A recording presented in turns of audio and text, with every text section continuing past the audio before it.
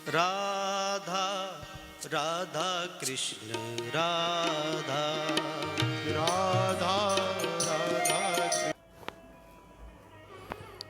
कृष्णाय वासुदेवाय हरये परमात्मने प्रणतक्लेशनाशाय गोविन्दाय नमो नमः। श्रुतिस्मृतिपुराणामालयं करुणालयं नमामि भगवत्पादं शङ्करं लोकशङ्करं। विश्वसर्गविसर्गादिनवलक्षणलक्षितं श्रीकृष्णाख्यं परं धामं जगधामि नमामि तत्। भगवान श्री कृष्ण के चरणों में प्रणाम करते हुए आप सभी को जय श्री कृष्ण, जय श्री राधे। विष्णु सहस्त्र नाम शंकर भाष्य में आप सभी का स्वागत, अभिनंदन, वंदन, नमन। विष्णु सहस्त्र नाम के फलश्रुति पर चर्चा पिछले भाग में की गई और आज हम सब विष्णु सहस्त्र नाम में प्रवेश करेंगे। आज बहुत अच्छा दिन भी है। आज निर्जला एकादशी के दिन हम आप सब विष्णु सहस्त्र नाम में प्रवेश कर रहे हैं। बहुत ही अद्भुत आनंद है ये। विष्णु सहस्त्र नाम के जो प्रथम श्लोक है, महर्षि वैशंपायन जी ने महाराज जन्मे जी को संबोधन करके कहा कि श्रुत्वा धर्मान शेषेण पावनानि च सर्वशः युधिष्ठिरः शान्तनवं पुनरेवाभयभाषत। श्रुत्वा धर्मान शेषेण, सभी धर्मों को सुनकर, सभी धर्मों को जानकर, सभी धर्मों को समझकर, वह सब धर्म जो अभ्युदय और निःश्रेयस की प्राप्ति कराने वाले हैं। लेकिन वो सभी धर्म पुरुषार्थ सिद्धि के लिए अभ्युदय निःश्रेयस की प्राप्ति तो कराते ही हैं, लेकिन उसके लिए अथक प्रयास करना पड़ेगा। वह सब धर्म को करने के लिए अधिक मेहनत चाहिए, अधिक प्रयास करना पड़ेगा। जब अधिक प्रयास करेंगे तो अभ्युदय और निःश्रेयस की प्राप्ति होती है। अभ्युदय अर्थात सर्वांगीण विकास, आपका सर्वांगीण विकास हो जाएगा और निःश्रेयस की प्राप्ति हो जाएगी। तो धर्मराज युधिष्ठिर ने सोचा और समझा, आत्मसात किया कि जो कलयुग के जो प्राणी हैं, जो आने वाले प्राणी हैं, ये द्वापर की चर्चा है। तो द्वापर के अंतिम चरण की ये चर्चा हो रही है। उसके बाद कलयुग का आना प्रारंभ होना जा रहा है। तो महाराज युधिष्ठिर ने यह आत्मसात किया कि कलयुग के प्राणी जो हैं वो प्रमादी होंगे, आलसी होंगे, वो अधिक परिश्रम नहीं कर सकते, अधिक प्रयास नहीं कर सकते और सभी धर्मों को साध नहीं सकते। तो उन सभी प्राणियों के लिए, हम आप सबके लिए धर्मराज युधिष्ठिर ने विचार किया कि अभी तक ऐसा कोई धर्म नहीं कहा गया है जो अल्प प्रयास से ही चारों पुरुषार्थों की सिद्धि हो जाए। अल्प प्रयास से ही, थोड़ा मेहनत करें ज़्यादा फल मिल जाए, अध्ययन कम करें और ज्ञान ज़्यादा अर्जित हो जाए, कम उत्पादन करें लाभ ज़्यादा हो, कम लागत में ज़्यादा उत्पादन हो और लाभ ज़्यादा मिले, धन ज़्यादा मिले। प्रयास कम करना पड़े, मेहनत कम करनी पड़े और लाभ पूरा का पूरा मिल जाए। तो अल्प प्रयास, तो ऐसा कोई अभी तक धर्म नहीं कहा गया है जो अल्प प्रयास। आप सब भी चाहते ही होंगे कि अल्प प्रयास करें और सफलता मिल जाए, स्वाभाविक है, मनुष्य के ये स्वभाव में है। को मेहनत करना नहीं चाहता, वो चाहता कि अल्प प्रयास में ही, कम मेहनत में ही सारा काम सध जाए।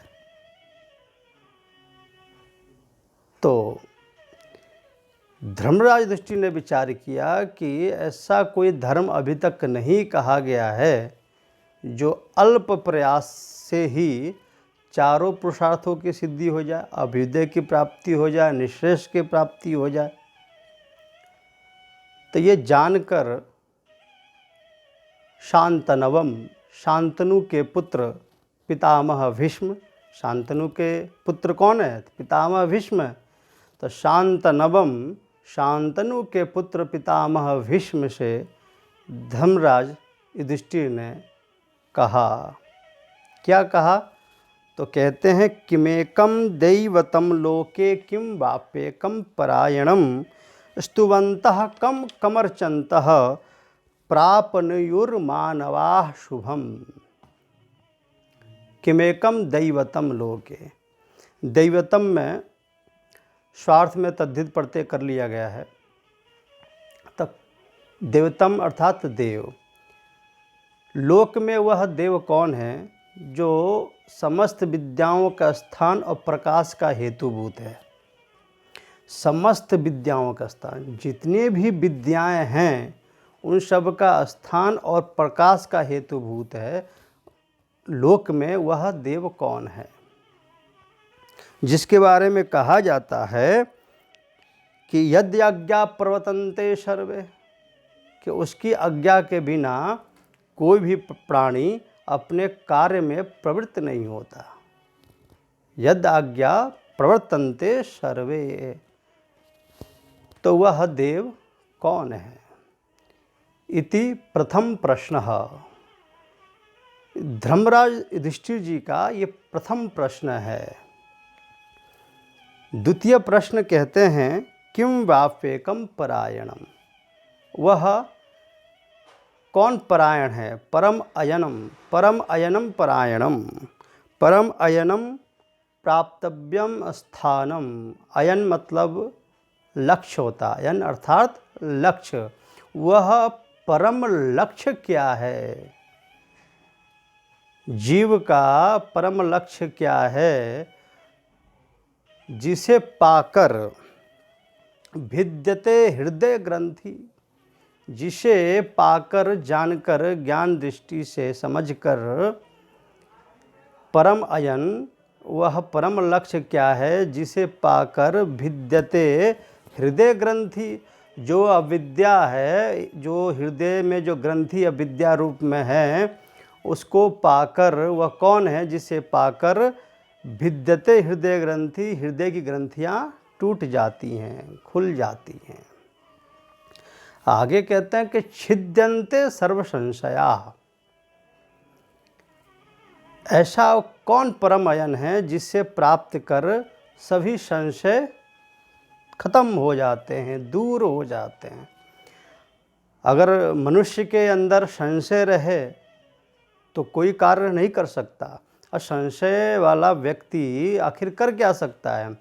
वह तो हर चीज़ में, हर जगह संशय देखेगा, हर रिश्तों में संशय देखेगा, हर संबंधों में संशय में रहेगा, तो उसका जीवन संशय में रहता है और संशय कारण बड़ा दुखी रहता है। और गीता में कहा भी गया है संशय आत्मा विनश्यति, जो व्यक्ति संशय में रहता है उसका तो स्वतः ही विनाश हो जाता है। विनाश अर्थात तो वह हमेशा दुखी रहेगा, किसी भी कार्य को सफलतापूर्वक साध नहीं पाएगा, किसी कार्य को ढंग से नहीं कर पाएगा, कार्य में कुशल नहीं हो पाएगा। तो ऐसा कौन परम अयन है जिसे पाकर छिद्यन्ते सर्व संशया, सभी संशय खत्म हो जाते हैं। कहते हैं क्षीयन्ते चास्य कर्मणि, वह परम अयन कौन है जिसे पाकर सभी कर्म क्षय हो जाते हैं।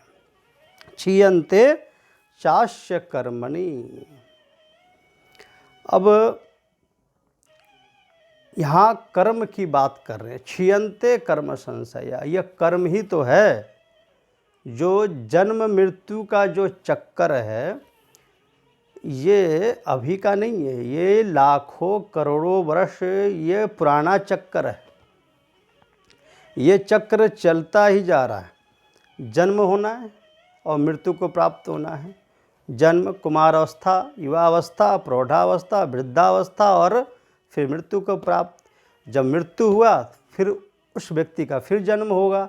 जन्म होगा तो फिर सारे दुख जो पंच क्लेश हैं, वो क्लेश, भाव विकार, जितने भी शारीरिक दुख हैं, मानसिक दुख हैं, वो सभी दुख उसको जन्म लेते ही घिरने शुरू हो जाते हैं। तो जन्म लिया, दुखों में जीवन काटा और फिर मृत्यु को प्राप्त हो गया। यही जीवन की कहानी है। जन्म लेना, रोना धोना और मृत्यु को प्राप्त हो जाना।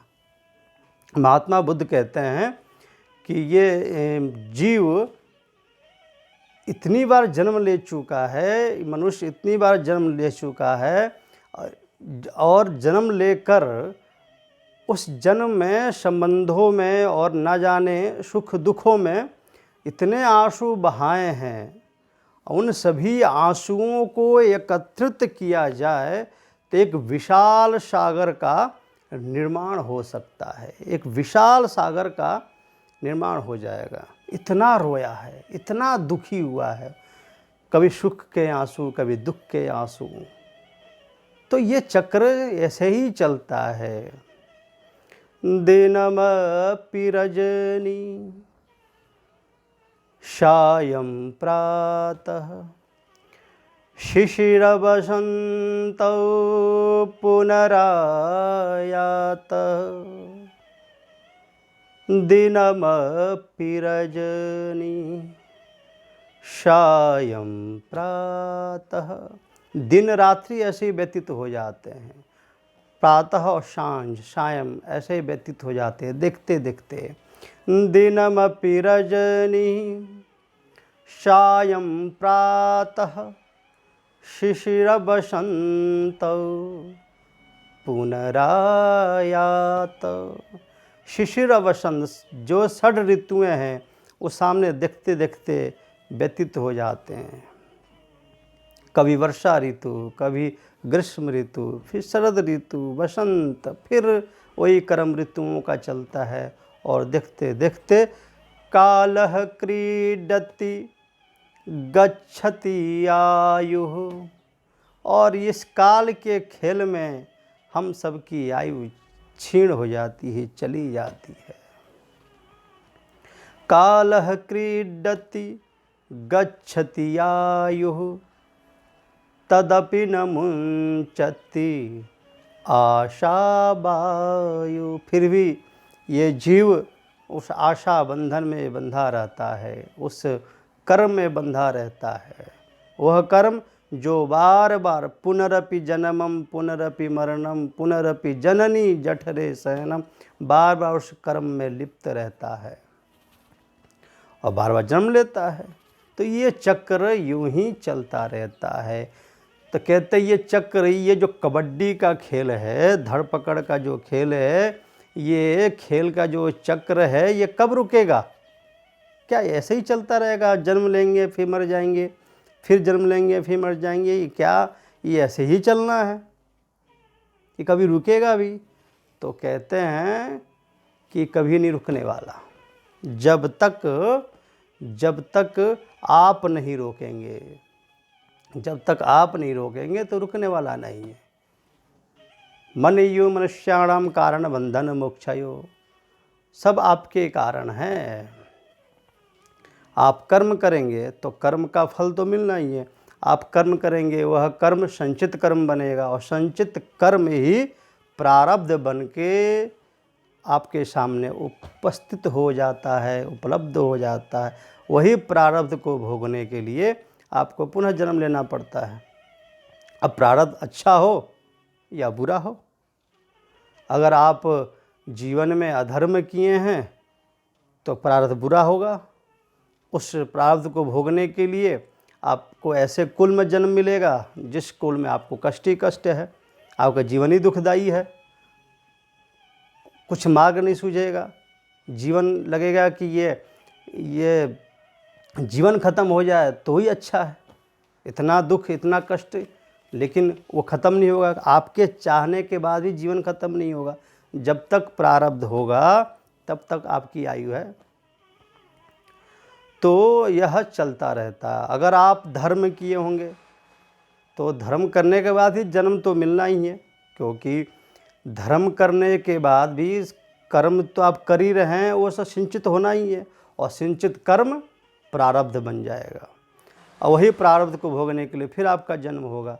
तो जब आप धार्मिक हैं तो ये सहूलियत मिल जाती है कि आप अच्छे कुल में, अच्छे परिवार में आपका जन्म होता है, और आप सुख सुविधाओं का लाभ लेते हैं और अपने जीवन को अच्छे से व्यतीत करते हैं।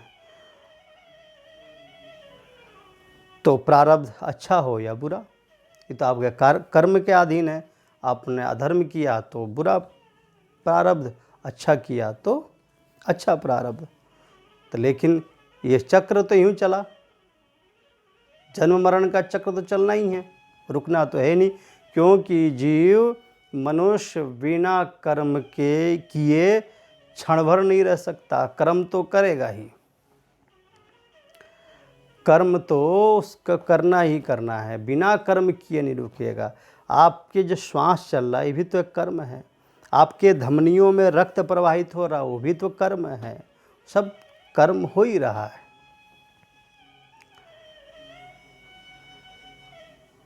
अब आप कहें कि हम पुण्य कर्म करें, तो पुण्य कर्म करने के बाद भी आपको जन्म मिलेगा, चाहे पाप करो तो भी जन्म मिलेगा। अब उसका जो फल है, उसकी जो फल भोग है, वो अपने अपने जन्म में आप भोगते ही हैं, सब भोगते हैं। तो जीवन ऐसे ही चलता है, रुकता नहीं है, चक्र यूँ ही चलता है। तो कहते हैं कर्म क्षय छियंते चास कर्मणि। इसके रुकने के एक ही उपाय है कि कर्म का क्षय हो जाना। न अधर्म बचे न धर्म बचे, न आप अधर्म करें न धर्म करें, कुछ भी कोई भी कर्म ना करें। लेकिन दुविधा यहाँ है कि बिना कर्म किए तो रह ही नहीं पाएंगे, कर्म तो करना ही पड़ेगा। तो फिर कर्म छियंते, फिर कर्म का क्षय कैसे होगा? सबसे बड़ी बात यह है। तो कहते हैं वह परम आयन कौन है? जिसको प्राप्त करने पर छियंते चास्य कर्मणि, कर्म क्षय हो जाता है। ज्ञान दृष्टि से उसे प्राप्त करने पर कर्म क्षय हो जाता है। कैसे? वो कौन है वो परम आयन?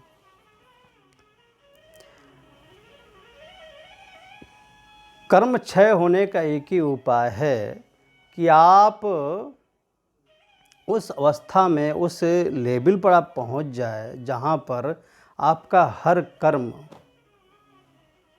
भगवान का कर्म हो जाए, आपका हर कर्म भगवान को अर्पित हो जाए। आप कुछ भी करते हैं, आप कोई भी कर्म करते हैं वो भगवान को अर्पित करें। तो जब भगवान को अर्पित करते हैं तो फिर वो कर्म आपका नहीं रह जाता। मान लीजिए कि आपने घोड़ा बेच दिया, आपने किसी को घोड़ा बेच दिया। अब जो घोड़ा खरीदने वाला जो मालिक है, व्यक्ति है, वो घोड़े को क्या खिला रहा है, क्या पिला रहा है, अब तो वो मालिक जाने। आपको तो उससे कुछ लेना देना नहीं, आपने तो घोड़ा बेच दिया। जब आप घोड़ा बेच दिए तो मस्ती में, आनंद में आप रहिए, घोड़ा बेच दिया तो सोइए। तो जब आप इंद्रियों रूपी जो घोड़े हैं, इन घोड़ों को जब आप भगवान में अर्पित कर देंगे, भगवान के चरणों में अर्पित कर देंगे, तो जो भी कर्म होगा वो आपका कर्म नहीं होगा, आपका कर्म है ही नहीं। आप करने वाले कौन होते हैं? आप तो कुछ कर ही नहीं सकते, करने वाले तो परमात्मा हैं। हम आप सब तो कठपुतली हैं, तो करने वाला तो कोई और है। लेकिन समस्या यहाँ यह है कि कोई भी हम कर्म करते हैं उसमें कर्तापन का भाव आ जाता है। दिक्कत सबसे बड़ी यही है। वहाँ यह अनुभव हम लोग करने लग जाते हैं कि यह काम मैं कर रहा हूँ। जब आप मैं कर रहा हूँ जब करते हैं तो वही कर्म संचित हो जाता है। कि जब आप ही कर रहे हैं तो कौन भोगेगा इसको?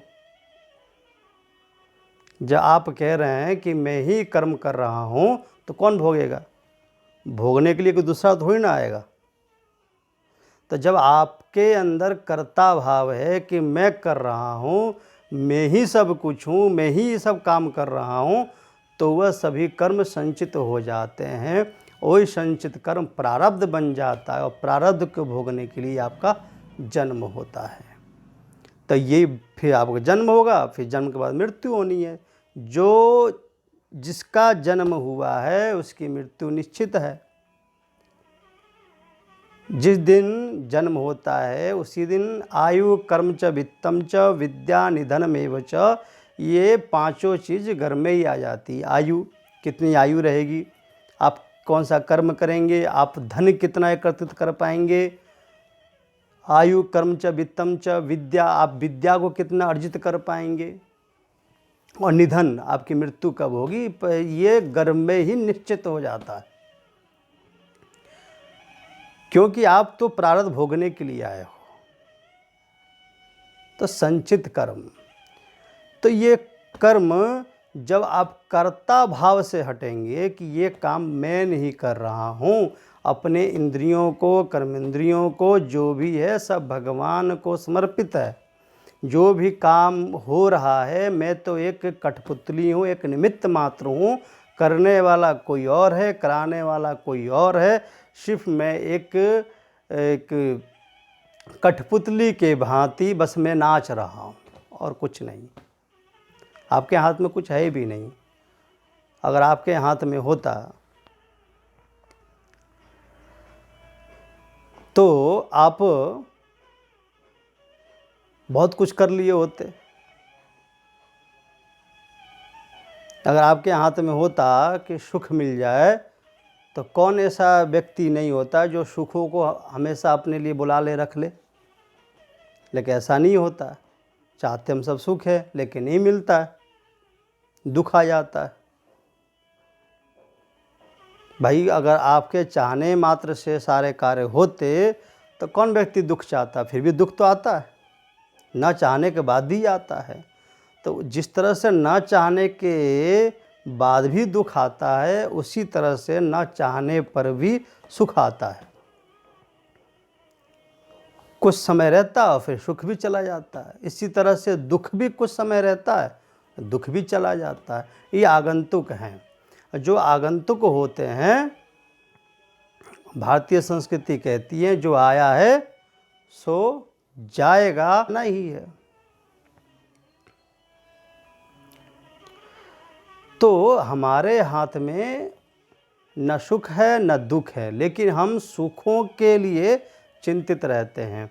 सुख की उपलब्धि कैसे हो, सुख के सारे रास्ते खोजते हैं, लेकिन हाथ में नहीं है। अब कोरोना कोई बुलाया थोड़ी ना है। कोरोना जो आया है ये भी आगंतुक है। कुछ समय रहेगा और चला जाएगा। क्यों? भारतीय संस्कृति कहती है जो आया है सो जाएगा। तो जिस तरह से कोरोना आया है, बिना बुलाए आया है, तो बिना बुलाए ही जाएगा। हाँ, वो बात अलग है कि अब जब जाए तो कोई अपना श्रेय लेने के लिए आगे आ जाए, वह बात अलग है। लेकिन अपने आप आया है और अपने आप ही जाएगा। तो अपने हाथ में कुछ नहीं है। तो हम सुखों के लिए कर्म करते हैं और उस सुखों के प्राप्ति के लिए हम कभी कभी अधर्म भी कर बैठते हैं। तो ये कर्म यूं ही चलता रहता है। तो इस कर्म क्षय कैसे हो? तो कर्म क्षय का एक ही तरीका है कि अपने हृदय से कर्ता भाव हटे। कर्ता भाव जब तक नहीं हटेगा तो वह कर्म आपका है और उसका फल भी आप ही को मिलना है। तो कहते हैं परम अयन। वह परम अयन कौन है? जिसे प्राप्त होने पर, जिसको प्राप्त कर लेने पर क्षीयन्ते चास कर्मणि, जिसको प्राप्त कर लेने पर सारे कर्म क्षय हो जाते हैं।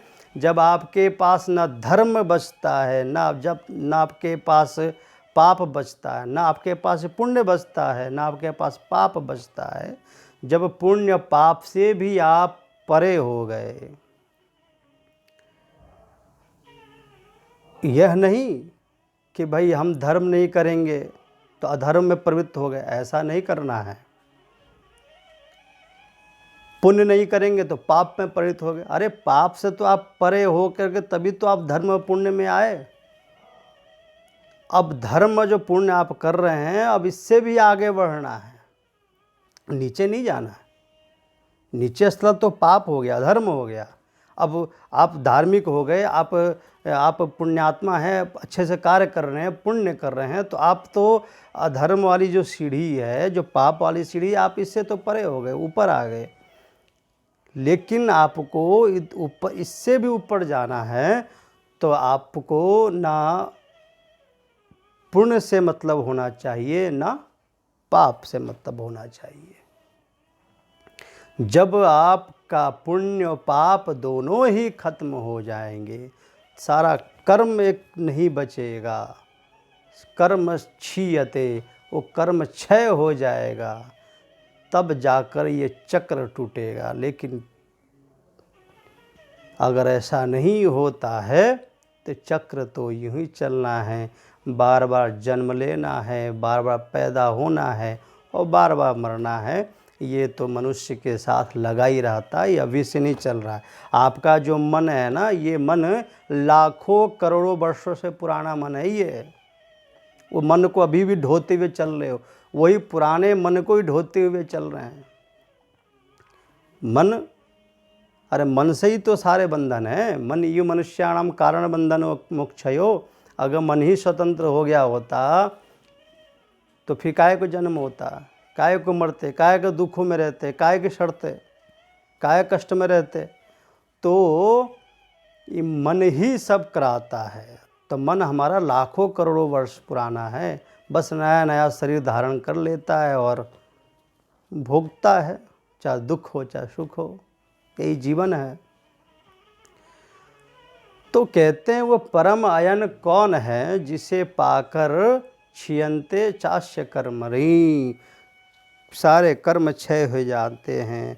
कहते हैं तस्मिन् दृष्टे परावरे, उस परावर कार्य कारण स्वरूप जो परमात्मा है, उसको ज्ञान दृष्टि से देख लेने पर ये सब हृदय ग्रंथियाँ टूट जाती हैं, कर्म क्षय हो जाता है, व्यक्ति संशय रहित हो जाता है, संशय में नहीं रहता। तो वह परावर, वह परम अयन, वह परम लक्ष्य कौन है? जिसको कहते हैं कि जब आप उस परमात्मा को जान लेते हैं ज्ञान दृष्टि से, जब आप उसको समझ लेते हैं, जान लेते हैं, तब क्या होता है? तब ब्रह्मविद ब्रह्मैव भवति। फिर आप नहीं रहते, फिर आप रहती कहाँ हैं? फिर आपके कर्म नहीं रहते, फिर आपका कुछ रहता ही नहीं, आपका कोई अस्तित्व रहता ही नहीं है। फिर ब्रह्मविद ब्रह्मैव भवति, ब्रह्म को जानने वाला ब्रह्म ही हो जाता है। तो वह परम अयन कौन है? यह द्वितीय प्रश्न युधिष्ठिर जी का है। लेकिन वही एक लक्ष्य है, वही एक रास्ता है जिससे पाकर ये सब चक्र खत्म होना है। नान्यः पंथे विद्यते अनाय, इसके अलावा कोई पंथ नहीं है, इसके अलावा कोई रास्ता नहीं है। रास्ता यही है कि ज्ञान दृष्टि से, ज्ञान का आलंबन लेकर के, ज्ञान दृष्टि से परम आत्मा जो तत्व है, जो वो शक्ति है, जो ब्रह्म है, उसको समझना, उसको जानना। जब उस तत्व को आप जान लेते हैं तब जाकर ये घटित होता है ब्रह्मविद ब्रह्मैव भवति। यह दूसरा प्रश्न है युधिष्ठिर जी का कि वह परम अयन कौन है। तो पहला प्रश्न, उस लोक में वह देव कौन है जो जिसके समस्त विद्याओं का स्थान और प्रकाश का हेतुभूत है, जो समस्त विद्याओं का स्थान और प्रकाश के हेतुभूत है। लोक में वह देव कौन है, यह पहला प्रश्न। दूसरा प्रश्न यह है कि वह परम अयन कौन है जिसे प्राप्त कर लेने पर और कुछ प्राप्ति की इच्छा नहीं होती। आगे कहते हैं युधिष्ठिर का तीसरा प्रश्न है। तीसरे प्रश्न में कहते हैं कि वह देव कौन है जिनके संकीर्तन करने से, गुण नाम रूप लीला धाम का चिंतन करने से, कीर्तन करने से, स्तोत्रों का गान करने से, जिनसे स्वर्ग आदि की प्राप्ति हो जाती है। वो देव कौन है? यह युधिष्ठिर जी का तीसरा प्रश्न है। चौथा प्रश्न कहते हैं वह देव कौन है जो अर्चन से, चाहे बाह्य हो या अभ्यंतर हो, चाहे बाह्य या मानसिक, अर्चन दो प्रकार से होते हैं। बाह्य अर्चन जैसे पंचोपचार पूजन हम सब आप करते हैं, षोडशोपचार पूजन करते हैं, राजोपचार पूजन करते हैं, ये सब बाह्य पूजा है। तो वह देव कौन है जिसके बाह्य पूजा और मानसिक पूजा। मानसिक पूजा वह है जो भगवान के विग्रह को मन में ही, भगवान के विग्रह की कल्पना करके अपने हृदय में स्थापित कर लेते हैं और भगवान का चिंतन करते हैं, पूजन करते हैं मन से। तो एक मानसिक पूजा होती है। जप भी 3 प्रकार के होते हैं, उपांशु, वाचिक और मानसिक। उपांशु, वाचिक और मानसिक। वाचिक जो कीर्तन करते हैं, जो आप हम सब कीर्तन करते हैं, जोर जोर से भगवान के नाम लेते हैं, स्तोत्रों को पाठ करते हैं, तो वह है वाचिक। उपांशु जिसमें सिर्फ जीभ और होठ हिलते हैं लेकिन शब्द सुनाई नहीं देते। मानसिक जिसमें जीभ होठ नहीं हिलते, सिर्फ ब्रह्मांड में स्पंदन होता है और मानसिक चिंतन करते हुए उसको जप करते हैं। तो मानसिक, उपांशु और वाचिक, 3 जप हैं। तो वह देव कौन है जो बाह्य आभ्यंतर दोनों ही पूजाओं से प्रसन्न होकर के स्वर्ग आदि की प्राप्ति करा देते हैं। वह देव कौन है? ये चौथा प्रश्न है। अब कहते हैं कि वह देव प्रसन्न हो जाए तो स्वर्ग आदि की प्राप्ति सुलभ हो जाए। अगर विचार किया जाए तो स्वर्ग आदि भी तो नश्वर है। जिस तरह से इस लोक में जो विषय हैं ये सब नश्वर हैं। ये कुछ समय के लिए आते हैं और फिर ख़त्म हो जाते हैं। जिससे आपको सुख मिल रहा था उसी से आपको दुख मिलने लग जाता है, और जिससे आपको दुख मिल रहा था उसी से सुख की भी प्राप्ति होती है। तो ये तो अवस्था और समय के साथ साथ सब परिवर्तन होता है। तो यह भी तो नश्वर है, ये सभी विषय नश्वर हैं। इसी प्रकार से स्वर्ग आदि जो फल हैं, सुख सुविधाएँ हैं, वो भी नश्वर है। स्वर्ग आदि की जो लाभ है, जब आप स्वर्ग जाएंगे तो उसमें जो सुविधाएं मिलेंगी वो कब तक? मान लीजिए आप किसी 5 स्टार होटल में गए, अब 5 स्टार होटल में आप जाते हैं तो वहाँ 2 तो ऐसे सेवक लगाए गए होते हैं जो आपको अभिवादन करें, नमस्कार करें, नमस्ते करें। वह वेतन सिर्फ नमस्कार करने के लिए लेते हैं कि 5 स्टार होटल में आप गए और आपके सामने आकर के नमस्कार किया, अभिवादन किया। उसका कार्य सिर्फ अभिवादन करना है, नमस्ते करना है। कितना अच्छा लगता है। 2 सेवक ऐसे आते हैं जो आपके कार के डिग्गी को खोलकर उसमें से लगेज उठाकर आपके रूम तक पहुंचाते हैं। बहुत शानदार सेवा, अच्छी सर्विस। जिस होटल में अच्छा सर्विस जो होटल देते हैं उस होटल को अच्छे मानते हैं। तो 5 स्टार होटल में सर्विस तो अच्छा मिलता है। तो 2 सेवक तो ऐसे आते हैं जो आपके सामान को उठा करके रूम में पहुंचाते हैं। 1-2 सेवक तो ऐसे आते हैं जो आर्टिफिशियल फूलों का गुलदस्ता आपके हाथ में थमाते हैं स्माइल के साथ। आपको बहुत अच्छा लगता है, आप प्रसन्न होते हैं, बड़ा आनंद मिलता है। कुछ सेवक ऐसे आते हैं जो आपसे कहते हैं कि सर आपको किसी प्रकार कोई दिक्कत हो, कुछ बात हो, कोई प्रॉब्लम हो, जैसी भी आपको सेवा चाहिए मैं 24 घंटा के लिए उपलब्ध हूँ। कोई भी समस्या हो आप हमको याद करें, मैं आपकी सेवा के लिए 24 घंटा तत्पर हूँ। कितना अच्छा लगता है। सुबह टाइम से breakfast, lunch, dinner, T time अलग, स्नैक्स का टाइम अलग, सभी टाइमों में आपको सारी सुविधाएं मिलती हैं। बड़ा अच्छा लगता है, आप बड़े सुकून से रहते हैं। लेकिन ये कब तक? ये जो सारी सुविधाएं आपको मिल रही हैं, जो आपसे नमस्ते किया, जो आपको 24 घंटा सेवा का वचन दिया गया कि सेवा के लिए हम तत्पर रहेंगे, अभिवादन किया गया, सारे सेवा आवभगत सत्कार हो रहा है, ये कब तक? जब तक आपके रोकड़ा है। जब तक आपके पास रोकड़ा है तब तक ये सेवा है। जब उनको पता चल जाता है कि इसके पास अब धन नहीं है और सर्वाइव नहीं कर गया रह पाएगा, यहाँ पर ये सर्वाइव नहीं कर पाएगा, धन इसके पास नहीं है, अभी धन नहीं दे पाएगा, लेकिन फिर भी ये रूम नहीं छोड़ रहा है, तो वही सेवक जो आपकी सेवा कर रहे थे, जो अभिवादन कर रहे थे, जो बड़े ही मुस्कान के साथ, स्माइल के साथ आपको आर्टिफिशियल गुलदस्ता भी दिए थे, वही सेवक आपके रूम से लगेज को निकालेंगे, बाहर फेंक देंगे और धक्के मारकर निकाल देंगे। अब कहानी उल्टी हो गई।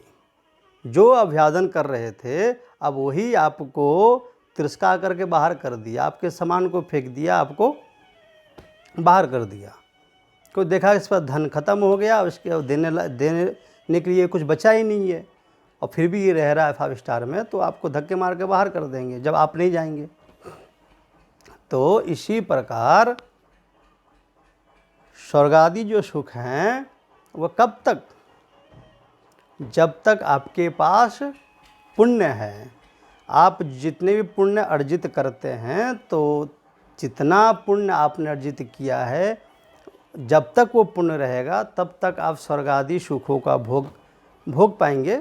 और जब पुण्य खत्म हो जाएगा, वही लोग जो आपकी स्वर्ग में सेवा कर रहे थे, वही लोग आपको धक्का देकर आपको बाहर फेंक देंगे, और फिर आप आकर किसी माँ के गर्भ से आपका जन्म होगा, और फिर वह प्रारब्ध जो है वो आप भोगते रहेंगे। वो जीवन चक्र, दुख में जो जीवन है और चलता रहेगा। तो छिन्ने पुण्य मृत्यु लोकम बसंती।